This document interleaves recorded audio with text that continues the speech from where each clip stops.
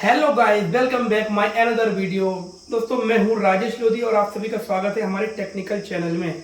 इस short video में हम रिव्यू देने वाले हैं हिंदवेयर कंपनी की किचन चिमनी का। और ये चिमनी दोस्तों बहुत ज़्यादा इंटरेस्टिंग हो जाती है क्योंकि इसमें जो है सेंसर लगे हुए हैं।